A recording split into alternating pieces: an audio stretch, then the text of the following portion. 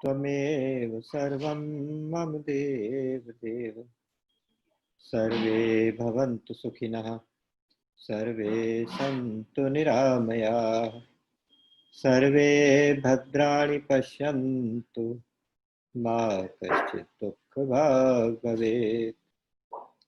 न त्वहं कामये राज्यं स्वर्गं न पुनर्भवम्, कामये दुःखतप्तानां प्राणिनामार्तनाशनम्। वंशी विभूषितकरान्नवनीरदाभात्, पीताम्बरादरुणबिम्बफलाधरोष्ठात्, पूर्णेन्दुसुन्दरमुखादरविन्द्रनेत्रात्, कृष्णात् परं किमपि तत्त्वमहं न जाने। वसुदेवसुतं देवं कंसचाणूरमर्दनं, देवकी परमानन्दं कृष्णं वन्दे जगद्गुरुम्। कार्पण्यदोषोपहतः स्वभावः, पृच्छामि त्वां धर्मसम्मूढचेताः। यच्छ्रेयस्यान्निश्चितं ब्रूहि तन्मे, शिष्यस्तेऽहं शाधिमां त्वां प्रपन्नम्। कृष्णाय वासुदेवाय हरये परमात्मने, प्रणतक्लेशनाशाय गोविन्दाय नमो नमः। सच्चिदानन्दरूपाय विश्वोत्पत्त्यादिहेतवे, तापत्रयविनाशाय श्रीकृष्णाय वयं नमः। प्रपन्नपारिजाताय स्तोत्रवेत्रैकपाणये, ज्ञानमुद्राय कृष्णाय गीतामृतदुहे नमः। बोलिए गीता गोपाल की जय, सच्चिदानंद भगवान की जय। राम। तो आज प्रभु कृपा से एक बार फिर से इस गीता के ज्ञान यज्ञ में हम फिर से हाजिर हैं। आप सबका हार्दिक अभिनंदन और भगवान का कोटि कोटि धन्यवाद। जिस तरह आपको मालूम है कि गीता जी के इस क्रम में 5 अध्याय कंप्लीट हो गए थे, आज हमने 6ठे अध्याय में जाना है। ये भी कल चर्चा हुई थी थोड़ी सी कि 6 चैप्टर्स के 3 पार्ट्स बने हुए हैं। पहले 1 to 6 में कर्मयोग मुख्य रूप से बताया गया, दूसरे भाग में मुख्य रूप से भक्ति योग बताया गया, तीसरे योग में मुख्य रूप से ज्ञान योग बताया गया। मेन तो यही 3 मार्ग हैं गीता के अनुसार भी और कई शास्त्रों के अनुसार भी। बहुत सारे मार्ग हैं लेकिन बाकी सब अल्टीमेटली इन 3 के अंतर्गत आ जाते हैं सारे,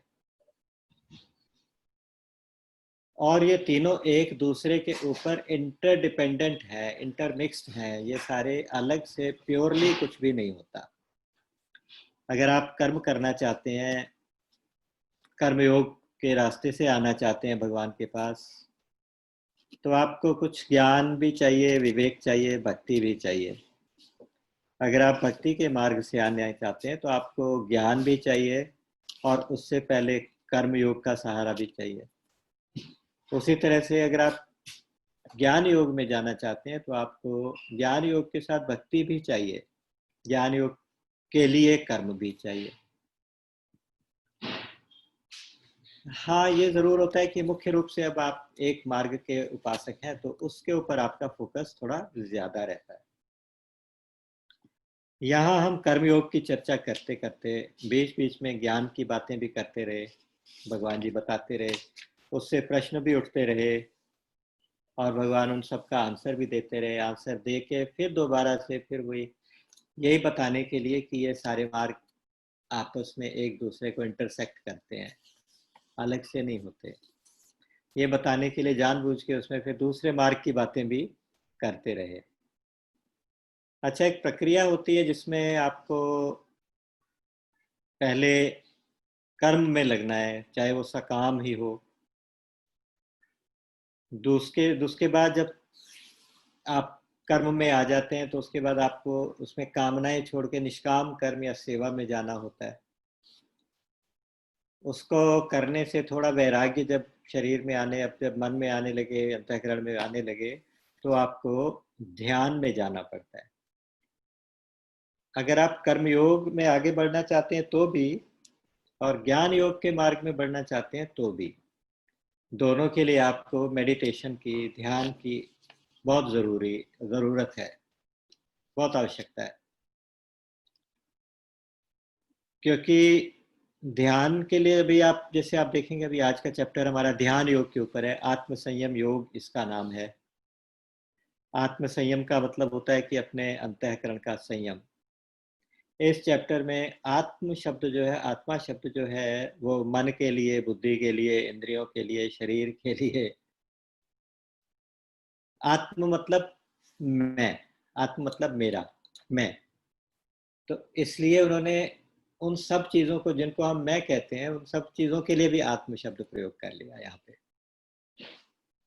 लेकिन अल्टीमेटली जब आत्म की बात होगी तो वो स्वरूप की ही बात होगी, अपने आत्मा की ही बात होगी अल्टीमेटली। तो अभी आप देखिएगा धीरे धीरे, जैसे जैसे हम इसमें सब्जेक्ट में जाएंगे तो ये चीजें बिल्कुल क्लियरली पता चलती जाएंगी। 5वें अध्याय के लास्ट के श्लोकों में भगवान ने, शायद 27वां श्लोक था, जिसमें उन्होंने कुछ इस तरह का वर्णन किया था कि जैसे वो ध्यान का वर्णन कर रहे हो। उन्होंने लिखा था कि स्पर्शान कृत्वा बहिर्बायांश चक्षुषैवांतरे भ्रुवो प्राणापानौ समौ कृत्वा नासाभ्यंतर चारिणौ।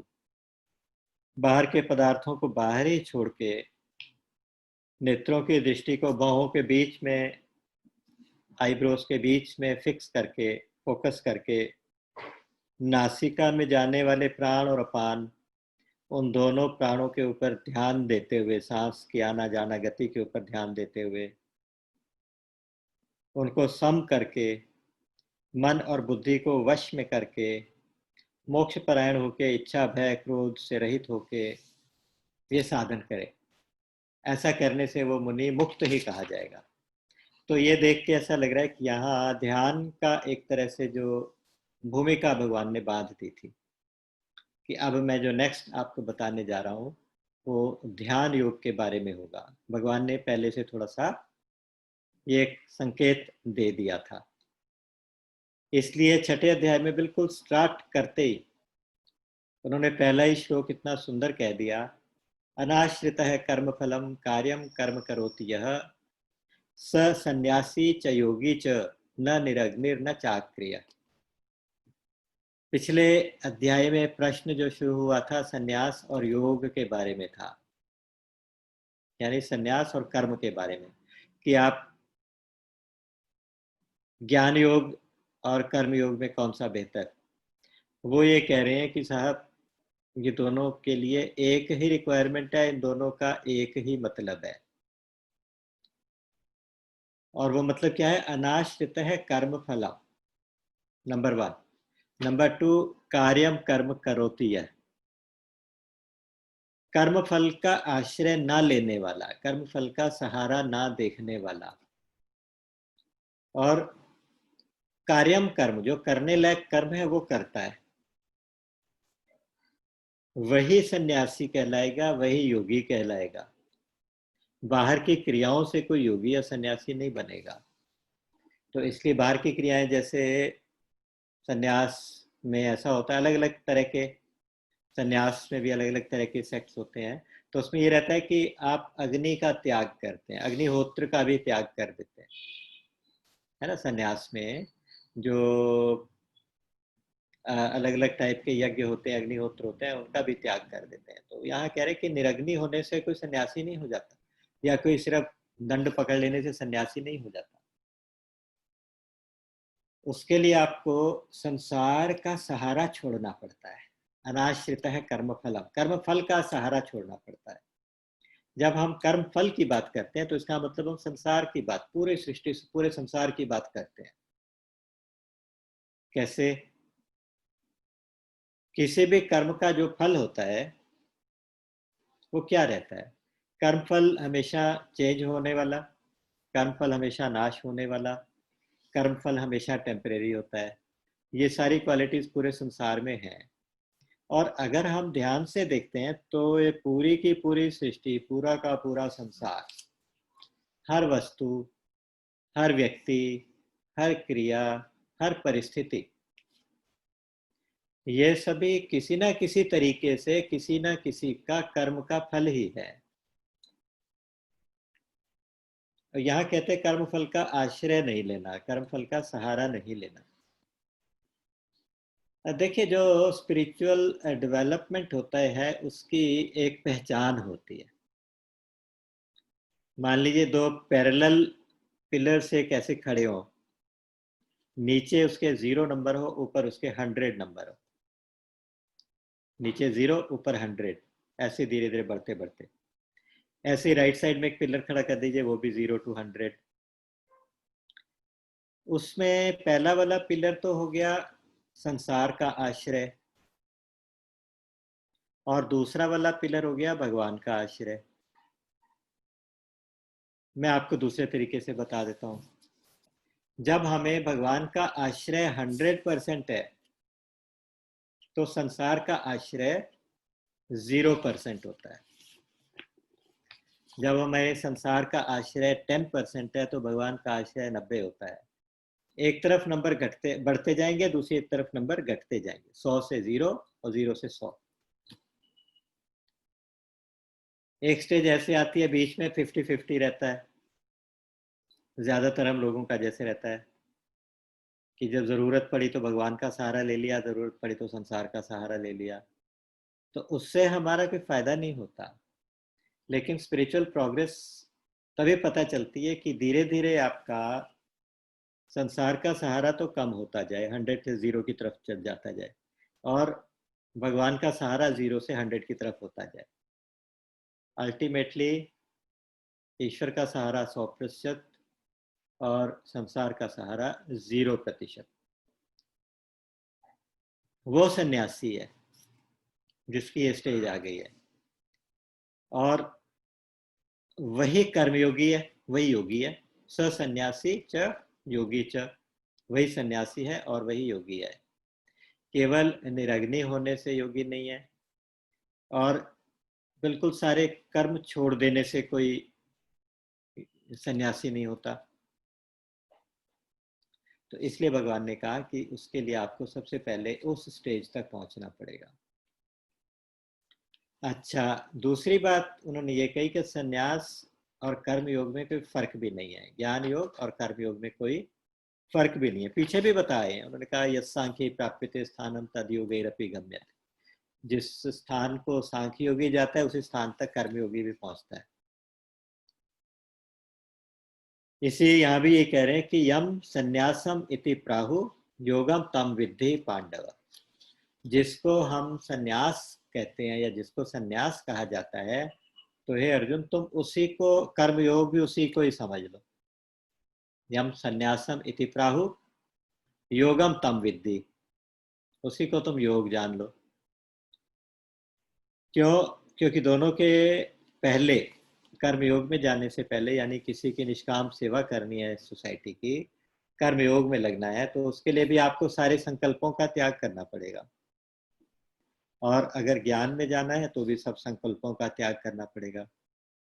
संकल्पों का त्याग करने का एक बहुत क्रूड सा एग्जांपल आप देखिए, आप कोई भी सकाम कर्म करते हैं तो पहले संकल्प करते हैं, कोई अनुष्ठान से पहले संकल्प किया जाता है हाथ में जल लेके कि अमुक अमुक कार्य सिद्ध्यर्थे अमुक अमुक कार्यम करोमि, कि ये वाले संकल्प की सिद्धि के लिए मैं काम कर रहा हूँ।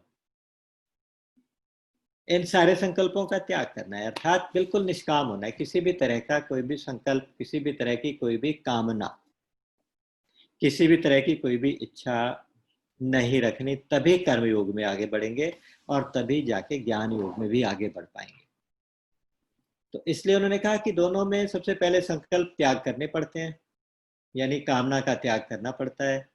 तो इसलिए भैया तुम ये समझ लो कि जो योगी है वही सन्यासी है, जिसको सन्यास कहेंगे उसी को योग भी कहेंगे।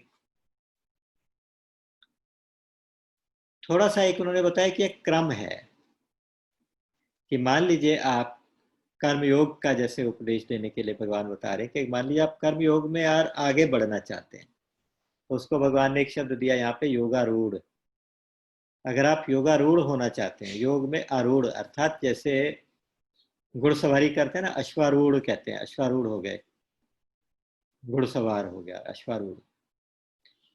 मान लीजिए घोड़े के ऊपर सवार होना है, तो आप पहले क्या करेंगे, पहले आप एक पैर घोड़े की नाल में रख के और दूसरे से 2 कदम भागेंगे और ऊपर से जंप मारेंगे।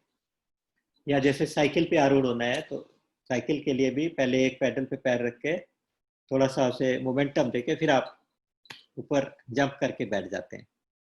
उसी तरह से जब आप योगारूढ़ होना चाहते हैं तो सबसे पहले आपको थोड़ा सा कर्म करना पड़ता है। कर्म करके फिर जब आप योगारूढ़ हो जाते हैं तो उस समय आप शांति से बैठ सकते हैं। फिर उसके बाद कर्म करें ना करें, ज़रूरत ही नहीं है आपको कुछ भी करने की उसके बाद। तो इसलिए यहाँ 2 शब्द कहे कि जब आप योगारूढ़ होना चाहें उसके लिए तो आपको कर्म करना है, लेकिन जब योगारूढ़ हो गए तो उसके बाद आपको शम में चले जाना है। शम का अर्थात ज्ञान में, शांति में चले जाना है, ज्ञान योग में जिसमें कुछ भी करना कराना बाकी ना रहे, उस स्टेज पे चले जाना। तो कर्मयोग से भी वो स्टेज आ रही है, देखिए कर्मयोग से भी एक अल्टीमेटली वो स्टेज आ रही है जिसमें आपको कहीं कुछ नहीं करना। उसके बाद फिर आपने ध्यान भी करना है और अपना शांति से बैठ जाना। तो योगारूढ़ से आरुरुक्षोर मुनेर्योगम कर्म कारण उच्यते। आरुरुक्ष मतलब जो योग में आरूढ़ होने की इच्छा रखता हो उसे तो कर्म करना है। और योगारूढ़ से तस्यैव शमः कारणम उच्यते। शम उसके लिए फिर जरूरी होता है। तो इस प्रकार से उन्होंने कहा। फिर उन्होंने कहा कि अब ये बात है कि इसमें ये मत समझना कि कोई तुम्हारे बदले में आके कोई साधना करेगा या तुम्हारे बदले में आके कोई मेहनत करेगा, ये सब करना तो अपने आप ही पड़ेगा। उद्धरेदात्मनात्मानं नात्मानं अवसादयेत्। आत्मैव ह्यात्मनो बन्धुः आत्मैव रिपुरात्मना। अपने आप ही आप अपने शत्रु हैं, अपने आप ही आप अपने मित्र हैं, और अपने आप को अपने आप ही उद्धार में, अपना उद्धार आप ही करना है, अपने आप ही करना है। उद्धरेत आत्मना आत्मानम, आत्मना आत्मानम उद्धरेत। अपने आप को अपने आप से उद्धार करे। न आत्मानम अवसादयेत, अपने आप को पतन में ना डाले। यहाँ जो आत्म शब्द प्रयोग हो रहा है वो अपने अंतःकरण के लिए भी प्रयोग होता है, इंद्रियों के लिए भी होता है। आत्मैव ह्यात्मनो बंधु आत्मैव रिपुरात्मना। आप ही अपना बंधु, आप ही अपना शत्रु है। इसमें आप मोटे तरीके से ये समझ लीजिए, भगवान ये कहना चाहते हैं कि अगर आप संसार का आश्रय ज्यादा ले रहे हैं, संसार का सहारा बहुत ज्यादा ले रहे हैं, तो आप अपने दुश्मन बने हुए हैं। और अगर आप भगवान का टोटल सहारा ले रहे हैं तो आप अपने मित्र बने हुए हैं। किस चीज में दुश्मन या मित्र? यहाँ बेसिकली स्पिरिचुअल प्रोग्रेस का मतलब है और कुछ नहीं है। क्योंकि अगर कोई साधक ये सोच के चला है कि मुझे स्पिरिचुअली प्रोग्रेस करना है और भगवान की प्राप्ति करनी है, भगवान का साक्षात्कार करना है, रियलाइजेशन, गॉड रियलाइजेशन करनी है, सेल्फ रियलाइजेशन करनी है, जो भी सोच के चले, तो उसको ये बात समझ लेनी चाहिए कि मुझे कामनाएं छोड़ देनी है, मुझे इंद्रियों का संयम करना है, मुझे मन को कंट्रोल में रखना है, और मुझे संसार के सहारे ना देख के सिर्फ एक भगवान का सहारा लेना है। ये बेसिक रिक्वायरमेंट है। आप कुछ भी करना चाहें इस मार्ग में, अगर थोड़ा सा भी आगे बढ़ना चाहें तो यही 2-3 रिक्वायरमेंट है। नंबर 1 ये है कि मुझे अपनी इच्छाएं उन पे कंट्रोल करना है, अपनी कामनाओं पे कंट्रोल करना है। कामना किसको कहेंगे? काम काम काम की बात होती है, तो कामना ये होती है कि जैसा मैं चाहता हूं वैसा ही हो। बहुत सिंपल सी डेफिनेशन ये, कि जैसा जरूरी नहीं है कि मुझे ये चीज चाहिए तो वो कामना है, वो चीज चाहिए तो कामना। उनके पीछे भी सिर्फ एक ही भाव है, वो ये है कि जैसा मैं चाहूं वैसा ही दुनिया चले। ये सबसे बड़ी कामना है। इस उसी के बाकी सारे ऑफशूट्स हैं। और ऐसा कभी प्रैक्टिकली संभव है भी नहीं। जैसा हम चाहें वैसा ही दूसरे बिहेव करें, जैसा हम चाहें वैसा ही दुनिया चले, जैसा मैं चाहूं मेरी हर मन की मर्जी पूरी होती जाए, ऐसा आज तक किसी के साथ भी हुआ नहीं। हो सकता ही नहीं, कभी भी नहीं, फ्यूचर में भी नहीं, ना कभी पास्ट में कभी हुआ, ना कभी फ्यूचर में किसी भी प्राणी के साथ ऐसा हो सकेगा कि वो उसने जो जो चाहा वो सब कुछ पूरा हुआ। ऐसा कभी भी नहीं होगा। तो इस चीज को रियलाइज करना है सबसे पहले तो। नंबर वन, अपनी कामनाओं को कंट्रोल में रखना। नंबर दो, अपने इंद्रियों को कंट्रोल में रखना। हमारे जो सेंस ऑर्गन्स हैं, हमारी मर्जी के बिना अपने विषयों में इंडल्ज ना करें। मैं वही चीज देखूं जो देखना चाहता हूं, मैं वही चीज सुनूं जो सुनना चाहता हूं, मैं वही चीज करूं जो करना चाहता हूं। मेरी आंखें मेरी मर्जी के बिना और कुछ ना देखें, मेरे कान मेरी मर्जी के बिना और कुछ ना सुने। तो इसको कहेंगे इंद्रिय संयम। इंद्रिय संयम का ये मतलब नहीं है कि मेरे कान सुने ही ना, मेरी आंख देखे ही ना। अब मेरी अपनी नजर है, मैं किसी में देखना चाहूं तो सिर्फ, दुनिया में देखना चाहूं तो सिर्फ बुराई बुराई भी देख सकता हूं, देखना चाहूं तो सिर्फ अच्छा अच्छा भी देख सकता हूं। जैसे गुरुकुल में पांडव और कौरव एक साथ पढ़ते थे, तो उनको गुरुजी ने एक बार एक टास्क दिया था कि तुम कल 5 बुरे लोगों की लिस्ट बना के आओ और 5 अच्छे लोगों की लिस्ट बना के आओ। तो अगले दिन दुर्योधन और युधिष्ठिर, इन दोनों को काम, दोनों के लीडर थे वो, दोनों को काम मिला, तो दोनों का काम अधूरा रह गया। क्योंकि युधिष्ठिर अच्छे लोगों की लिस्ट तो बना पाए, उनको बुरा आदमी कोई दिखा ही नहीं। और जो दुर्योधन थे वो बुरे लोगों की लिस्ट बना पाए, अच्छा आदमी कोई दिखा ही नहीं। तो यहाँ ये बात बहुत जरूरी जाननी है, कि जानने की ये बात बहुत जरूरी है कि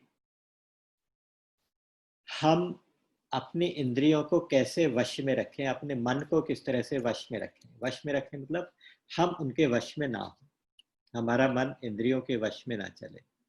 पीछे भी दूसरे अध्याय में, तीसरे अध्याय में, चौथे अध्याय में लगातार यही बातें रिपीट करते आ रहे हैं।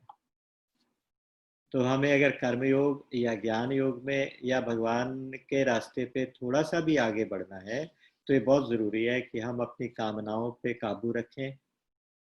नंबर दो, हम अपनी इंद्रियों पे कंट्रोल रखें। नंबर तीन, अपने मन पे कंट्रोल रखें। हमारे मन में उठने वाले जो विचार हैं किस तरह के हों, वो हमारा कंट्रोल उस पर रहे। हो सकता है अब मन में तो लगातार हजारों थॉट्स रोज उठते हैं, उसमें कुछ पॉजिटिव होते हैं, कुछ नेगेटिव होते हैं। उनको कंट्रोल करने का तरीका यह है कि उसको आप मन को एक किसी एक थॉट में बिजी कर दो। जैसे आपने वो जिन्न वाली कहानी सुनी होगी, किसी को एक जिन्न को ये मिल गया, उसने कहा कि मैं आपके सारे काम करूंगा, आपका आज से मैं गुलाम हूं, आप जो मुझे कहोगे सब कर दूंगा, सब कुछ संभव है, लेकिन बस मुझे खाली नहीं बैठना आता। अगर आप मुझे खाली बैठने को कहोगे तो मैं तुम्हें खा जाऊंगा। अब पहले तो उसने 2-3 काम बताए, कभी जो कहता था वो फटाफट 1 सेकंड में काम हो जाता, फिर कहता और बताओ और बताओ। करते करते थोड़े ही समय में सारे काम खत्म हो गए, अब वो क्या बताए। अब वो जिन्न कहता था अब मैं तुझे खाऊंगा, उसके पीछे पीछे भागा। तो वो किसी संत की शरण में गया वो आदमी। तो संत ने कहा कि तुम ऐसा करो, इसको बोलो एक बीच में मैदान में एक खंबा गाड़े बड़ा सा, 100 फुट लंबा ऊंचा, 100 फुट ऊंचा खंबा गाड़ दे। उसके बाद बोलो कि अब तुम इसके ऊपर चढ़ो और अब नीचे उतरो, अब ऊपर चढ़ो, अब नीचे उतरो। लगातार ऊपर और नीचे चढ़ते उतरते रहो। और जब बीच में तुम्हें और कोई काम हो तो उसे और काम बता दो, नहीं तो इसको लगातार इसके ऊपर ऊपर नीचे चढ़ने उतरने का काम दे दो। उसी तरह से अपने मन को एक निरंतर नाम जप में लगा दो या निरंतर भगवत चिंतन में लगा दो। एक ही काम इतना ज्यादा दे दो कि उसको इधर उधर नेगेटिव सोचने की जरूरत भी ना पड़े। तो मन का कंट्रोल भी बहुत जरूरी है, मन को वश में करना, ये तरीका मन को वश में करने का। आगे आएगा ये सब कुछ अभ्यास और वैराग्य की बात जब होगी। तो अगर शरीर को आप मैं और मेरा मानते हैं, अगर आप कामनाएं रखते हैं, ये चाहते हैं कि जो मैं चाहूं वैसा ही हो जाए, अगर आपका मन आपके कंट्रोल में नहीं रहता तो आप अपने ही दुश्मन हैं। और अगर आपका मन कंट्रोल में रहता है, इंद्रियां कंट्रोल में रहते हैं, शरीर मन बुद्धि आपके कंट्रोल, शरीर आपके कंट्रोल में रहता है, तो इसका मतलब आप अपने ही दोस्त हैं। आत्मैव ह्यात्मनो बंधो आत्मैव रिपुरात्मनः। अच्छा, अब इसके बाद क्या है कि श्लोक नंबर 5 और 6 में तो ये बात आ गई। 7 और 9, 7, 8, 9 ये 3 श्लोक ऐसे हैं जिसमें आत्मसंयम करने वाले के कुछ लक्षण बताए गए, जो इस तरह से अपने अपने आप को, अपनी इंद्रियों को और मन को कंट्रोल में रखता है, उसके लक्षण बताए गए। मुख्य रूप से एक तो समत्व की बात यहाँ पे आती है, समता की बात आती है। दूसरी बात समदर्शिता की, इंद्रियों का संयम। एक शब्द आया कूटस्थ और ज्ञान विज्ञान तृप्तात्मा, ये भी एक शब्द बीच में आया। उसके लक्षण क्या रहेंगे? कूटस्थ रहेगा। कूटस्थ का मतलब यह है कि जैसे लोहार होता है ना, लोहार के पास एक लोहे का बड़ा सा एक गर्डर टाइप का एक घन रहता है, उसके ऊपर वो लोहा गर्म करके एक हाथ से चिमटे से पकड़ के दूसरे से हथौड़ा मार मार के उसको शेप देता है। उस बेस जिसको ऊपर, जिसके ऊपर रख के वो मारता है, उसको कोट कहते हैं। और कोट के ऊपर जो रखा रहे वो कूटस्थ, यानी कोट की तरह से जो स्थित रहे उसे कूटस्थ कहेंगे। उसके ऊपर लोहा कई कई तरह की शेप्स ले लेता है, लेकिन उसकी शेप नहीं बदलती। लोहे को बहुत चोटें पड़ती हैं, उसको कोई फर्क नहीं पड़ता। उसी तरह से अगर कोई कूटस्थ रहता है, बिल्कुल निर्लिप्त रहता है, उसी तरह सुनार के पास भी कूट होता है छोटा सा, उसके ऊपर वो सोना रख के उसकी शेप देता रहता है गर्म कर कर। और दूसरा शब्द दिया ज्ञान विज्ञान तृप्तात्मा। ज्ञान विज्ञान तृप्तात्मा का मतलब ये होता है कि उसको थ्योरेटिकल नॉलेज भी हो गई और प्रैक्टिकल भी उसने करके देख लिया। ऐसा करने के बाद वो तृप्त आत्मा रहेगा, उसको वो अपने अंतःकरण उसका अपने आप से अपने आप में संतुष्ट रहेगा। स्थित प्रज्ञ के जो लक्षण पीछे बताए थे श्लोक नंबर 54 से 72 के बीच में दूसरे अध्याय में, उसी तरह से चौथे अध्याय में कर्मयोगी के जो ज्ञान के ऊपर आधारित थे, कर्मयोगी के लक्षण बताए गए थे। 5वें अध्याय में फिर बताए गए थे, और अब छठे अध्याय में फिर आत्मसंयम करने वाले के लक्षण बताए गए। तो इनकी 2-3 श्लोक हैं, 7, 8, 9, ये भी बड़े इंपॉर्टेंट हैं। लेकिन बस इसमें इंपॉर्टेंट चीज यही है कि शीतोष्ण सुख दुखेशु तथा मानापमानेव, सर्दी गर्मी सुख दुख मान अपमान, इन सब में समता रहेगी, उनको कोई फर्क नहीं पड़ेगा। ज्ञान विज्ञान तृप्तात्मा रहेगा, कूटस्थ रहेगा, इंद्रिय जित रहेगा, इंद्रियों को जीतने वाला रहेगा। उसके लिए सम लोष्टाश्म कांचन, ये भी शब्द आया, लोष्ट अश्म और कंचन। लोष्ट कहते हैं मिट्टी के ढेले को, गीली मिट्टी का ढेला जो होता है लोष्ट, जिससे आप कुछ भी बना लेते हैं, कुम्हार के पास रहता है जैसे। और दूसरा पत्थर, अश्म मतलब पत्थर, और कंचन मतलब सोना। मिट्टी का ढेला हो, पत्थर हो, सोना हो, उसके लिए सब बराबर है। बराबर है का मतलब ये नहीं है कि उस वो उठा के पत्थर को या मिट्टी को अपने लॉकर में रखाएगा। उसका मतलब ये है कि उसके लिए कोई वैल्यू नहीं है उनकी, उसको सब उसके हिसाब से, वैल्यू के हिसाब से सब बराबर है।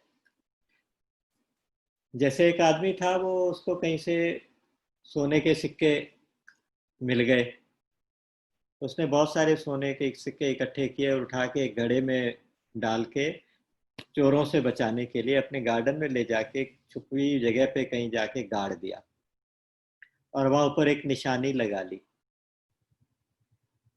आप तो बिल्कुल ऐसे फटे हाल रहता था, जैसे कभी कुछ देखा ही ना हो, लेकिन उसके पास इतना बड़ा खजाना था दबा हुआ, और उसको उस दबे हुए खजाने को क्या करता था कि जा जाके अकेले में कभी जाता, जाके खोद के उसको देखता, देख के बहुत खुश होता, और फिर उसको वापस ढक्कन लगा के बंद करके फिर वहां पे दबा के चला आता था। एक बार किसी आदमी ने देख लिया, हालांकि वो करता तो छुप छुप के था, लेकिन देख लिया किसी ने। देख के वो रात को आया, वो दूसरा आदमी, उसने आके वो खजाना खोदा, निकाल के उसमें से सारे सिक्के बीच में पत्थर भर के रख दिए और ढक्कन लगा दिया और साथ में चिट्ठी लिख दी। उसने कहा कि आपको तो सिर्फ रोज ढक्कन खोल के देखना ही देखना है, आपने सोने के दर्शन किए या पत्थर के किए, आपको क्या फर्क पड़ता है। तो ये आपका जो है, मैं ले जा रहा हूँ, ये मेरे काम की चीज है, आपके लिए तो बेकार ही है। यहाँ पे मैं कहना ये चाहता हूँ कि जैसे अगर आपने किसी चीज को दबा के रख दिया, उसको यूज ही नहीं किया, तो वो आपके लिए बेकार है, चाहे वो सोना हो या पत्थर हो। अगर हमने उठा के, हम एक्चुअली हम लोग भी पत्थर ही इकट्ठे करते हैं। एक कोई कह रहे थे, संत एक बार बहुत अच्छी बात कह रहे थे, कहते हैं कि या तो जितना पैसा आपके पास ज्यादा आ जाएंगे ना, आप या तो पत्थर खरीद लोगे, पत्थरों पे ही सारा वेस्ट कर दोगे, या तो पत्थर उठा के अपने घर में लगा लोगे, या तो पत्थर उठा के अपने लॉकर में रखाओगे। डायमंड्स पत्थर ही होते हैं, और क्या होते हैं। तो पत्थरों में ही खर्च करना है, तो उससे अच्छा आप पत्थर ही उठा लो। तो कहने का मतलब यह है कि जो इस स्टेज में पहुंचे हुए व्यक्ति होते हैं, तो कर्मयोग के इसमें आत्मसंयम वाले, जो ज्ञान विज्ञान तृप्त आत्मा वाले, तो उनके लिए फिर अश्म लोष्ट और कंचन, मिट्टी पत्थर सोना, सब एक जैसे हो जाते हैं। उनको किसी चीज से कोई फर्क नहीं पड़ता, क्योंकि वो अपने आप से अपने में ही संतुष्ट रहते। अच्छा, अब यहाँ एक चीज और है। श्लोक नंबर 10 से लेके 17 के बीच में ध्यान योग की साधना बताई है भगवान ने। ध्यान कैसे करें।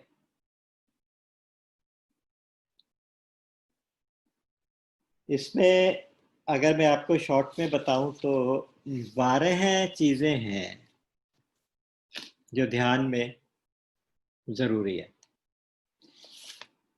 नंबर 1, लगातार करना है, सततम, निरंतर। यानी ध्यान का अभ्यास ऐसा नहीं है कि 1-2 दिन करेंगे, 2-4 दिन गैप करेंगे, फिर 2 दिन करेंगे, तो उसका कोई फायदा नहीं है। उसको निरंतर करना है, निरंतर मतलब रोज करना है और सुबह से शाम तक रखना है उसका अभ्यास। नंबर 2 है एकांत में करना है, रहसी। रहसी का मतलब एकांत। अभी मैं श्लोक पढ़ूंगा तो उसमें ये शब्द आ जाए। दूसरा है एकांत में करना। तीसरा है अकेले में करना। एकांत मतलब आसपास डिस्टरबेंस ना हो, ऐसी जगह पे बैठ के करें। और एकाकी मतलब बहुत लोगों के बीच में जाके ना बैठ जाएं करने के लिए, अकेले ही करें। फिर एक चीज है कि इंद्रियों को वश में रख के करना है। निराशी अर्थात आशा रहित होके करना। आशा रहित का मतलब यह है कि हमें किसी से कुछ एक्सपेक्ट नहीं करना। हमारी आधी से ज्यादा प्रॉब्लम एक्सपेक्टेशन की वजह से होती है कि हम दूसरों से कुछ एक्सपेक्ट करते रहते हैं, और उस एक्सपेक्टेशन के पूरा ना होने पे डिस्टर्ब होते रहते हैं। तो जो ध्यान में जाना चाहे, सबसे पहले अपनी एक्सपेक्टेशंस को, संसार से जो एक्सपेक्टेशंस हैं, उसको वो स्टॉप करे, उसके ऊपर फुल स्टॉप लगाए। फिर आ जाता है एकाग्रता और अपरिग्रह। अपरिग्रह का मतलब होता है कि संग्रह नहीं करना। संग्रह की वृत्ति कि भाई ये कल के लिए जमा करेंगे, कल के लिए, परसों के लिए जमा करेंगे, तो कल परसों कभी नहीं आएगा। अब किसी शायर ने कहा कि मैं तो, मुझे जिंदगी कह के गई थी, मुझे खुशी कह के गई थी कि 5 दिन बाद आऊंगी। मुझे खुशी ने कहा था कि 5 दिन बाद आऊंगी, लेकिन पता चला कि जिंदगी ही 4 दिन की थी। 5वां दिन कभी आया ही नहीं। तो इसलिए संग्रह किस चीज के लिए करें? अपरिग्रह सबसे जरूरी चीज है। उसके बाद कहते हैं कि आसन, आसन की इंपॉर्टेंस बताई। आसन क्या क्या होना, कैसा होना चाहिए, वो भी बताया। उन्होंने बताया कि सबसे नीचे चटाई का आसन हो, कुशा। कुशा मतलब आज के जमाने से आप चटाई समझ लीजिए। और उसके ऊपर मृगछाला, मृगछाल। मृगछाल आजकल तो, मृगछाल छोड़ के आप कंबल बिछा दीजिए, वो भी ठीक है। और थोड़ी वार्मथ रहे, ज़रूरी होता है, क्योंकि आप अगर ज़मीन पे आसन लगा रहे हैं तो नीचे तो इंसुलेट करने के लिए, इंसुलेशन के लिए, ताकि चार्जिंग डिस्चार्ज ना हो जाए, वो बहुत ज़रूरी चीज़ होती है। नीचे तो आपको एक चटाई बिछानी होती है, उसके ऊपर एक कंबल बिछा लीजिए, और उसके ऊपर एक कपड़ा बिछा लीजिए, ताकि कंबल के रोएं वगैरह, गर्मी वगैरह परेशान ना करें। ये बहुत साइंटिफिक है। चैलाजिन कुशोत्तरम ऐसे कहा उन्होंने आसन का। और उसके ऊपर फिर किस तरह से बैठना है वो भी बताया। अभी मैं उन श्लोकों को धीरे धीरे करके पढ़ूंगा, अभी तो बताऊंगा भी। और एक रिक्वायरमेंट थी कि भय रहित रहना है, डरना नहीं है, किसी तरह का भय नहीं रहना चाहिए। अच्छा, इसमें ध्यान में भय की बात क्यों करते हैं? भय के ऊपर थोड़ी सी चर्चा होनी चाहिए, क्योंकि आजकल जैसे माहौल है, ये डर का माहौल बना हुआ है, बहुत ज्यादा भय का माहौल बना हुआ है। भय का एक ही कारण रहता है, और रहता है कि भगवान पे अगर आपको भरोसा कम है तो। नहीं तो किसी भी तरह का भय आपको हो नहीं सकता। जितना जितना भगवान के आप आश्रित रहेंगे, जितना जितना भगवान के ऊपर भरोसा रहेगा, उतना उतना परसेंट में आपके भय कम होता जाएगा। जब हम इस मार्ग में आगे चलते हैं, ध्यान में आगे चलते हैं, या स्पिरिचुअलिटी में आगे चलते हैं, तो एक ये सबसे बड़ा भय रहता है कि दुनिया से भी गए और भगवान अगर ना मिले तो, या अगर हम ध्यान में बिल्कुल निर्विकल्प स्थिति में कहीं पहुंचे और उस स्टेज में क्या हो, हमारा क्या होगा, कैसे होगा। उसके लिए आपको एक उदाहरण बताता हूँ। एक कहीं कोई व्यक्ति काफी ज्यादा बीमार था। वो बिल्कुल, आप ये समझ लीजिए कि आखिरी सांसें ले रहा था। तो उसका बेटा जाके किसी संत को लेके आया, उनसे कहा कि आप एक बार आके उनको दर्शन दे दीजिए, आशीर्वाद दे दीजिए, ताकि वो शांति से जा सके। अच्छा, वो जो व्यक्ति थे, वो पंडित जी जो, या जो भी आप कह लीजिए, मैंने पढ़ा था तो पादरी को लेके आया था। उनके साथ एक पालतू कुत्ता भी था। वो पादरी जो थे अंदर पहुंचे, उस आदमी के कमरे में, कुत्ता बाहर ही रह गया। अंदर जाके उनसे बात की, उसको आशीर्वाद दिया। तो वो बोला कि फादर, मुझे ना बहुत डर लग रहा है। बोले, किस बात से डर लगते हो, किस बात से डरते हो? कहता है कि मुझे नहीं पता उस पार क्या है, मैं उस पार जा रहा हूँ, उस पार क्या होगा, मुझे आप ये बता दो अगर पहले से, तो मुझे थोड़ा डर कम हो जाए। इतने ही में क्या हुआ कि वो दरवाजा जोर से खुला, और पादरी का कुत्ता जो था वो जंप मार के अंदर आ गया। आके वो पादरी के साथ खड़ा हो गया। वो बोला कि देखो, मेरा ये डॉग जो है, ये पहली बार इस घर में आया है। उसको नहीं पता था कि इस दरवाजे के पार क्या है। उसको सिर्फ इतना पता था कि उस पार मेरे मालिक है। बस अब तुम ये याद रख लो कि उस पार तुम्हारे मालिक हैं, तुम्हारा इंतजार कर रहे हैं। अगर ये वाली फीलिंग हमारे अंदर हमेशा रहे, उस पार का मतलब ये नहीं कि जरूरी प्राण छोड़ते समय ही उस पार, किसी भी समस्या के उस पार। है ना, हर समस्या में जिसमें हम डरते हैं, अगर हमें ये पता रहे कि उस पार और कुछ नहीं है, तो मेरे मालिक तो हैं, मेरे स्वामी तो हैं, मेरे सखा तो हैं, मेरे, हम जब कहते हैं ना, त्वमेव माता च पिता त्वमेव, त्वमेव बंधु च सखा त्वमेव, त्वमेव विद्या द्रविड़म त्वमेव। जब हम भगवान को सब कुछ अपना मानते हैं, तो फिर ये भी याद रखें कि उस पार बस भगवान ही है और दूसरा कोई भी नहीं। तो समस्या के उस पार से डरे नहीं, किसी भी तरह से डरे नहीं। तो ये बात, निर्भय होना, ये भी ध्यान की एक आवश्यकता है। फिर कहा कि साहब ब्रह्मचर्य, ब्रह्मचर्य का मतलब होता है कि ब्रह्म में आचरण करने वाला, ब्रह्म में विचरने वाला, लगातार ब्रह्म के चिंतन में लीन रहने वाला, वो ब्रह्मचारी कहलाता है। तो ये ब्रह्मचारी व्रत जो है, ये ब्रह्मचर्य जो है, ये ध्यान में जरूरी है। फिर कहा मत चित्त, मुझ में चित्त लगाने वाला, भगवान कह रहे हैं कि मुझ में चित्त लगाने वाला और मेरा परायण, यानी मुझे ही सर्वश्रेष्ठ मानने वाला। ध्यान में अब यहाँ कह के भक्ति का पुट भी साथ में दिया है ना। जब आप ध्यान की बात करें, तो जब तक भगवान पे भरोसा कि उस पार मेरे भगवान है, उसी में चित्त लगाए और उसी को सबसे ऊपर समझे, मत चित्ता, और उसी को मत पराह कहा उन्होंने, मेरे पराया। फिर एक चीज ये कही कि आप युक्ताहार विहार, युक्त आहार विहार, ये ध्यान में ये बहुत जरूरी होता है कि बहुत ज्यादा खाने वाला या बहुत कम खाने वाला, बहुत ज्यादा सोने वाला या बहुत कम सोने वाला, ये लोग किसी भी तरह से ध्यान में सफलता नहीं पा सकते। इसलिए कहा गया कि युक्ताहार विहारस्य युक्त चेष्टस्य स्वप्नस्य युक्त स्वप्नावबोधस्य योगो भवति दुःखः। दुख दूर करने वाला योग उसी का सिद्ध होता है जो युक्ताहार विहार, आहार विहार जिसका उचित हो। यहाँ पे ना चार बातें, युक्त आहार विहार, युक्त चेष्टा, युक्त सोना, युक्त जागना, युक्त खाना पीना।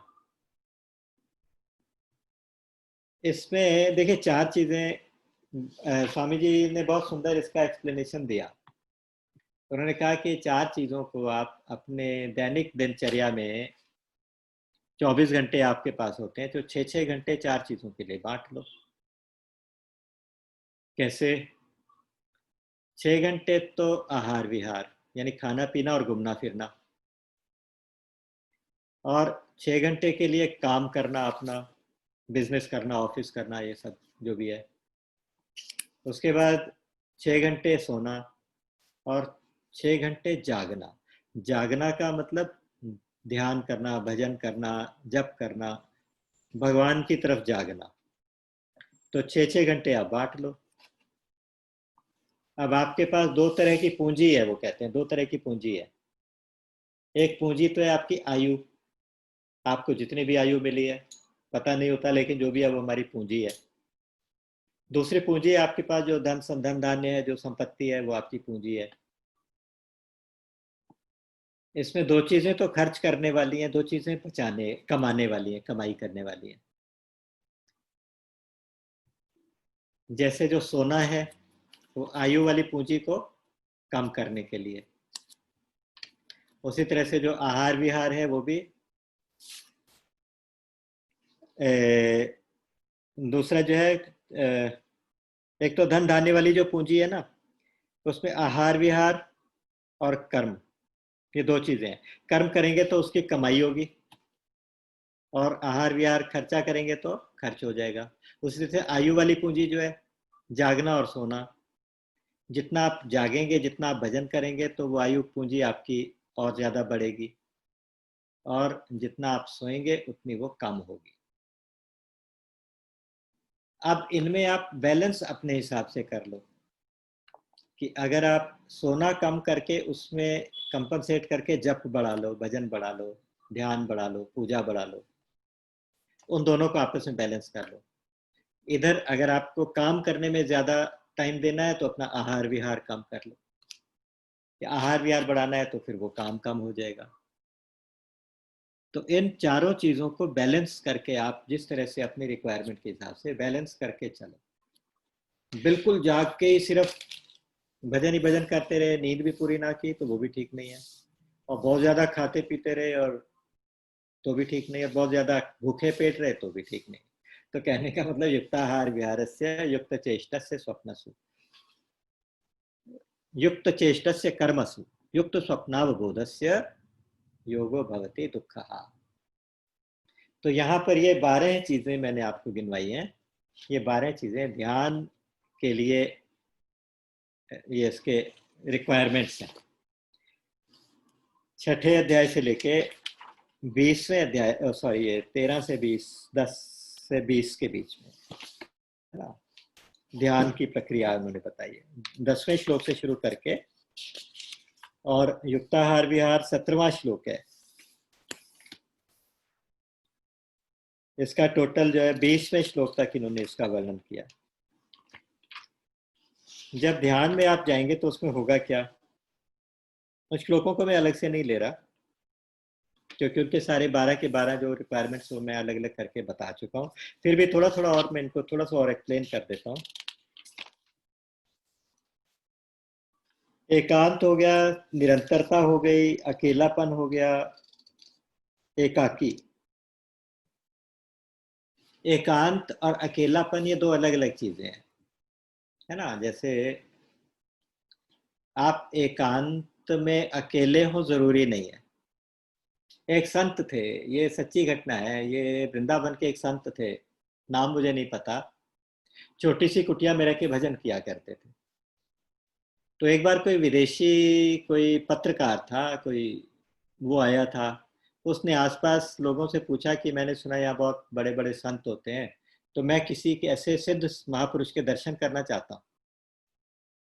तो उसको संत की कुटिया में भेज दिया किसी ने, कहा कि आप वहाँ चले जाइए, उनके दर्शन करिए, बहुत अच्छे सिद्ध महात्मा है। अच्छा, वो जब बाहर गया तो दरवाजा ऐसे बंद था। पहले थोड़ी देर इंतजार करता रहा, अंदर से कुछ बात करने की आवाज भी आ रही थी, कुछ बोलने की आवाजें आ रही थी। तो थोड़ी देर खड़ा रहा, फिर उसने हल्के से नॉक किया, थोड़ा सा दरवाजा खोला ताकि पता चल जाए कि बाहर कौन है। तो जैसे अंदर झांका तो अंदर कोई भी नहीं था। महात्मा ये अपना अकेले बैठे जप कर रहे थे। तो थोड़ा दरवाजा और खोल लिया उसने और जाके एकदम प्रणाम किया, बोला कि आप अकेले, मैं तो समझा था अंदर कोई है। तो बोले कि बेटा अब आप आ गए हो तो अब अकेला हो गया, क्योंकि जब एकांत में होता हूँ तब तो मेरे ठाकुर जी मेरे साथ होते हैं, तब मैं उनके ध्यान में होता हूँ। अब आप आ गए हो तो अब मैं वहां से अकेला हो गया। तो यहाँ ध्यान के लिए ये वाला अकेलापन नहीं चाहिए, भगवान तो साथ में चाहिए, लेकिन संसार से अकेलापन चाहिए, संसार से एकांत चाहिए। तो एकांत भी चाहिए, अकेलापन भी चाहिए, नंबर 2। नंबर 3, आशा रहित मैंने बता दिया, संग्रह नहीं करना, अपरिग्रह भी, ये भी मैंने बता दिया, आसन के बारे में भी बता दिया, बैठने का तरीका भी बताया, समम काय शिरो ग्रीवम। 3 चीजें हैं, शरीर, काय, शिर और ग्रीवा, यानी सिर और गर्दन और ये जो स्पाइनल कॉर्ड है, ये एक ही सीध में बिल्कुल स्ट्रेट रहे, समम काय शिरो ग्रीवा। एक ये। दूसरा, शरीर का हिलना डुलना बिल्कुल बंद कर दें, इंद्रियों को एकदम से कंट्रोल में रखें। दूसरा, आंखें ये तो कहते हैं कि आप आधी खुली रखें, जैसे आपने भगवान शंकर का ध्यान का मुद्रा देखी होगी, ध्यान का पोज देखा होगा, उसमें उनकी आंखें आधी खुली होती हैं और वो नेत्रों की दृष्टि जो होती है वो नासिका के अग्रभाग पे यहाँ रहती है। आधी खुली आंखों से नाक का अगला हिस्सा देखते रहे। पूरी बंद इसलिए नहीं करते कि नींद भी आ सकती है, और एकदम खुली इसलिए नहीं रखते कि इधर उधर की डिस्टर्बेंस भी हो सकती है। तो आधी खुली, केवल नाक का अग्रभाग देखते रहे और उससे ध्यान में रहे। तो ये बैठने का एक तरीका बताया, और बाकी चीजें तो मैंने आपको बताई दी हैं, युक्ताहार विहार वाली। अब इसमें डिटेल, ध्यान की समाधि की डिटेल्स में हम नहीं जाएंगे। यहाँ एक शब्द 21वें श्लोक में एक शब्द कहा गया, आत्यंतिक सुख। सुखमात्यंतिक आत्यंतिकम, ये कैसा है? बुद्धि ग्राह्यम अतीन्द्रियम। इसकी जो स्पेसिफिकेशंस हैं वो ये है कि एक तो ये बुद्धि ग्राह्य है, बुद्धि से ग्रहण होने योग्य है, शुद्ध बुद्धि से ग्रहण होने योग्य, और दूसरा अतीन्द्रिय है, इंद्रियों से अतीत है। इंद्रियों से अतीत है मतलब ये ऐसा सुख है जो राजसी सुख से अतीत है। जो राजसिक सुख होते हैं वो इंद्रियों से आप फील कर सकते हो। तो क्या ये सात्विक सुख है? नहीं, कहते हैं बुद्धि ग्राह्यम है, ये तामसिक सुख से भी अतीत है। क्योंकि तामसिक सुख जो होता है, जैसे नींद का सुख है, उसमें आपकी बुद्धि भी सो जाती है, ये वैसा सुख नहीं है। बुद्धि जागृत रहती है लेकिन इंद्रियां सो जाती हैं, ये ऐसा सुख है। और केवल इतना ही नहीं, ये केवल सात्विक सुख नहीं है, ये उससे भी परे आत्यंतिक सुख है। आत्यंतिक मतलब अल्टीमेट।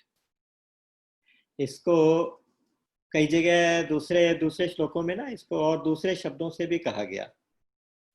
एक जगह इसको अक्षय सुख कहा गया, एक जगह इसको अत्यंत सुख कहा गया, एक जगह इसको एकांतिक सुख कहा गया। जैसे जैसे श्लोक आएंगे तो वो आप देखिएगा। तो ये जो सुख है, जो ध्यान के बाद जो आनंद या ध्यान का जो सुख है, वो आत्यंतिक सुख होता है। आत्यंतिक मतलब अल्टीमेट सुख। सुखमात्यंतिकम यत् तद बुद्धि ग्राह्यम अतीन्द्रियम।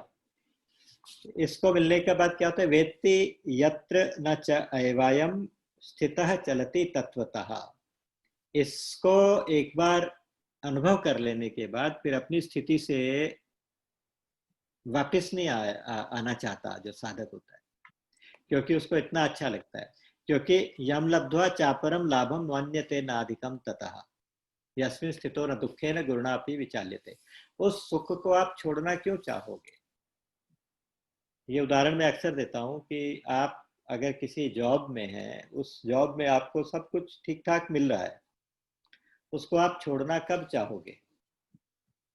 या तो आप उसमें कोई ऐसा परेशानी आती, ऐसी कोई टेंशन ज्यादा हो गई है कि आप उसको छोड़ना चाहोगे, या उससे बेहतर सुख, उससे बेहतर सैलरी कहीं मिल रही होगी तब आप उसको छोड़ना चाहोगे, या कहते हैं कि इससे बेहतर भी कुछ नहीं होता तो इसलिए आप इसको छोड़ना ही नहीं चाहोगे, और इसमें कोई तकलीफ भी नहीं होगी तो इसलिए आप इसको छोड़ना नहीं चाहोगे। यम लब्ध्वा चा अपरम लाभम मन्यते नाधिकम ततः। उस लाभ को प्राप्त करके उससे बड़ा लाभ तो कोई होता नहीं। और यस्मिन स्थितो न दुखे न गुरुणापि विचाल्यते। उसमें स्थित होकर बड़े से बड़ा दुख आ जाए तो भी विचलित नहीं हुआ जाता। तो यानी इतना बढ़िया सुख ये है, ध्यान का सुख, समाधि का सुख। तो इसलिए इसमें जाने के बाद फिर दोबारा वापस आने का मन नहीं करता। उस सुख तक पहुंचने की टेक्निक को सीखना चाहिए। तम विद्यात दुख संयोग वियोगम योग संगीतम। ये बहुत सुंदर शब्द है, यहाँ इनको थोड़ा सा एक्सप्लेन करके तब आगे बढ़ेंगे। यहाँ इस योग को कहा दुख संयोग वियोगम। योग की परिभाषा क्या दी है कि जहाँ दुखों के संयोग का वियोग हो जाए, यानी दुखों का मिलना बंद हो जाए। आप मोटे शब्दों में ऐसा कह दीजिए, दुखों के संयोग का वियोग हो जाए, अर्थात दुखों का मिलना बंद हो जाए। दूसरे शब्दों में आप ये कह सकते हैं कि जहां दुख संयोग कहाँ पे है? दुख संयोग, दुख कहाँ से मिलते हैं? दुख सारे संसार से मिलते हैं। जब संसार से आपका संबंध विच्छेद हो जाए तो वो स्टेज योग कहलाती है। दुख संयोग वियोगम, दुख के संयोग का अर्थात संसार का वियोग हो गया, संसार से आपका संबंध छूट गया। संबंध छूट जाने का मतलब यह संसार छूटना नहीं है। संसार में आपकी अब कोई अटैचमेंट नहीं रही। संसार में वस्तु भी होती हैं, जितनी वस्तुओं के बीच में आप बैठे हैं सारी वस्तुएं छूट जाएंगी ये मतलब नहीं है। वस्तुएं सब रहेंगी, सुख सुविधा सारी रहेगी, लेकिन आपको उनसे कोई फर्क नहीं पड़ेगा। आप उनसे उपराम, उनसे आप बिल्कुल अनअटैच्ड रहेंगे। दूसरे व्यक्ति होते हैं, व्यक्ति भी सभी रहेंगे आपके अराउंड, सारे रहेंगे, लेकिन उनसे आपको बहुत ज्यादा किसी से कोई ना तो एक्सपेक्टेशन है, ना किसी से कोई अटैचमेंट है। ड्यूटी आप पूरी करती रहोगे लेकिन अटैचमेंट नहीं रखोगे। फिर कुछ परिस्थितियां होती हैं, उन परिस्थितियों से भी आपको कोई फर्क नहीं पड़ेगा। इसको कहेंगे कि ये संसार से संबंध विच्छेद होना, दुख संयोग का वियोग हो जाना, इसको कहते हैं योग। दुख संयोग वियोगम योग संगीतम, ये योग कहा जाता है। तो इसको प्राप्त करने, इस अवस्था में पहुंचने की टेक्निक को तम विद्यात, उसको जानना चाहिए। कैसे जानना चाहिए? उसके लिए दो क्वालिटीज हैं उस योग को जानने के लिए। एक क्वालिटी तो यह निश्चयेन योक्तव्य, निश्चय पूर्वक उसमें लग जाओ कि हाँ मैंने ये करना है, बस मैंने अब मेडिटेशन करनी है और ये अवस्था प्राप्त करनी है कि जब मैं यहाँ रहते हुए भी सबके बीच में निर्लिप्त रह सकूं। जग में रहूं तो ऐसे रहूं जो जल में कमल का फूल रहे, या जल में कमल का पात रहे, जैसे पीछे बताया था, पद्म पत्रम इवाम्बसा। तो एक तो निश्चय, दृढ़ निश्चय जरूरी है। दूसरा अनिर्विण्ण चेतसा।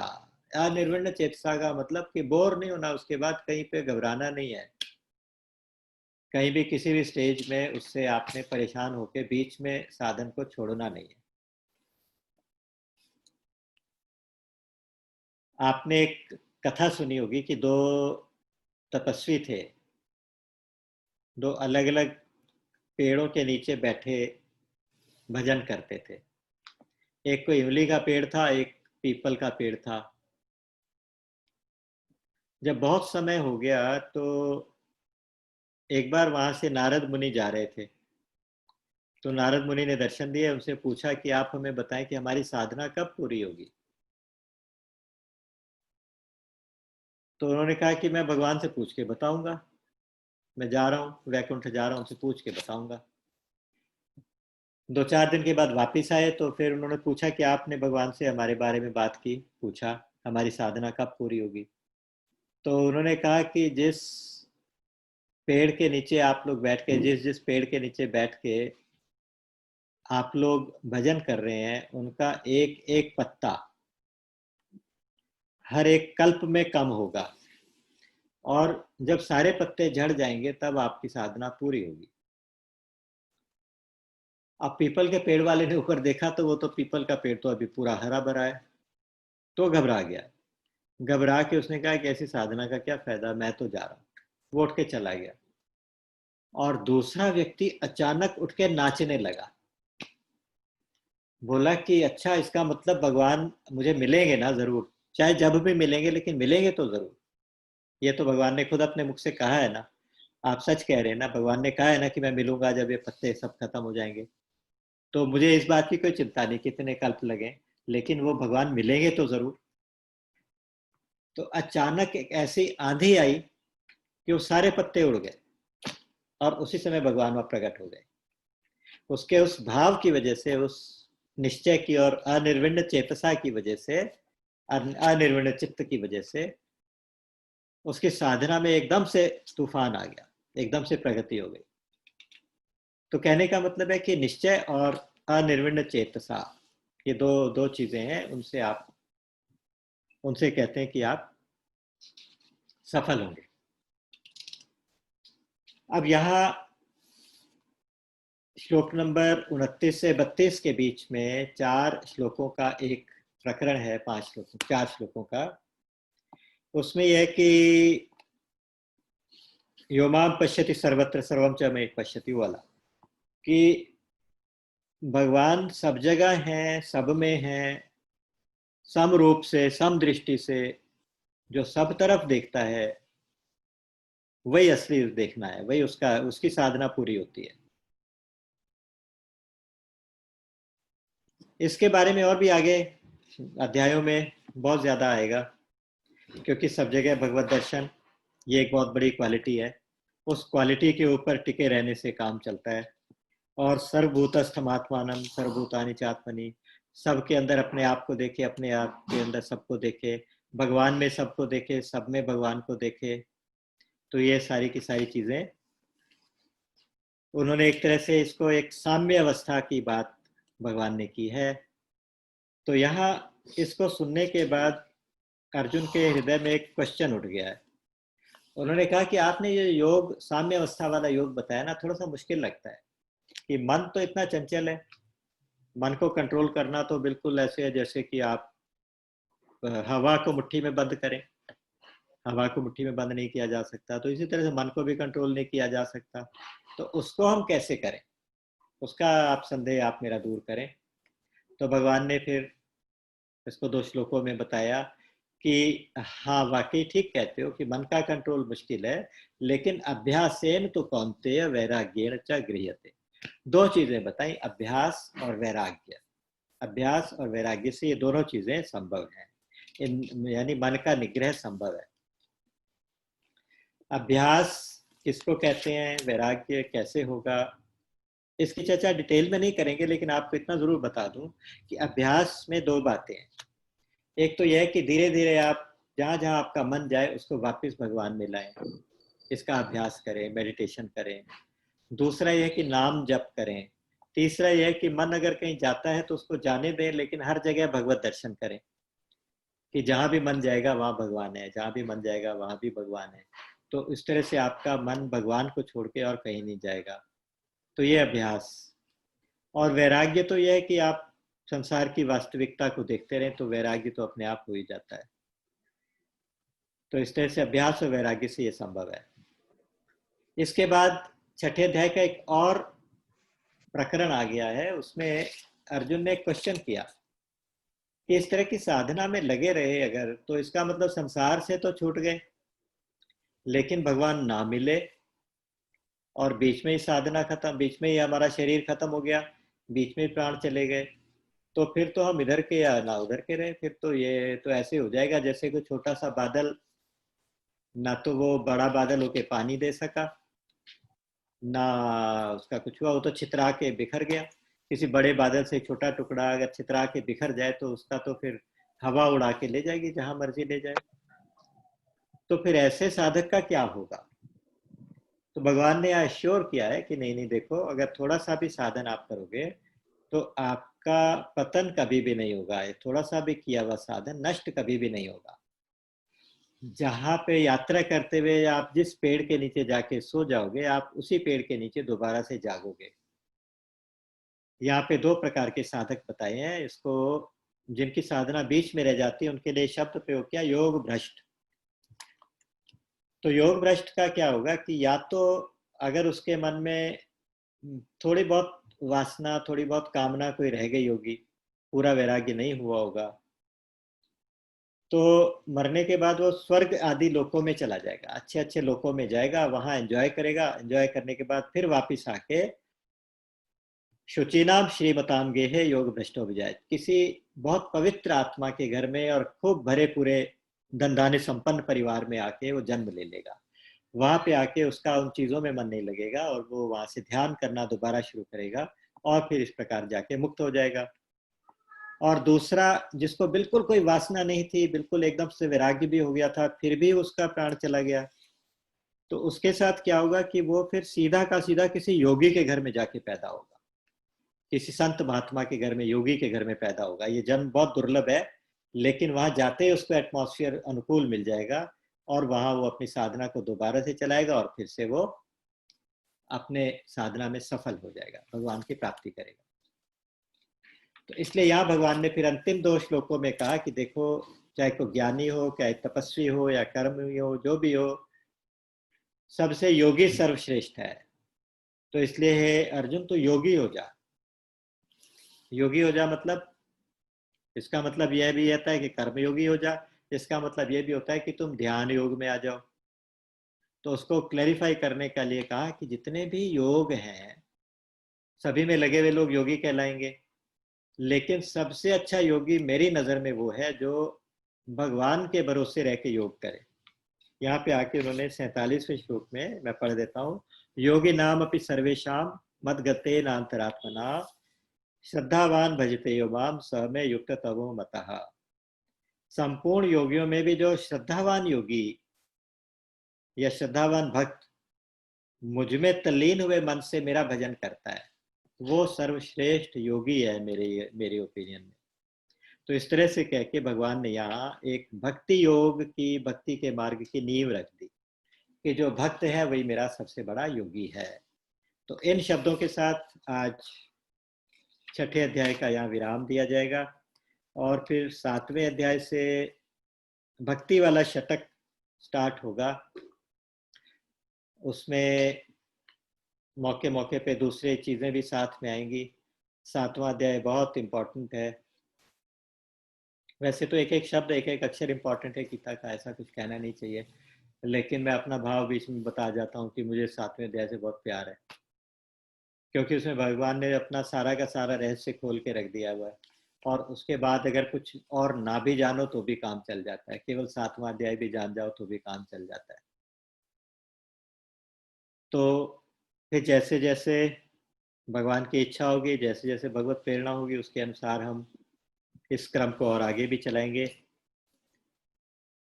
आज के लिए इतना ही। राम अमित गुण सागर, थाह कि पावहि कोई, संतन सन जस किछु सुनेऊ, तुम ही सुनायऊ सोई। बोलिए गीता गोपाल की जय, सच्चिदानंद भगवान की जय।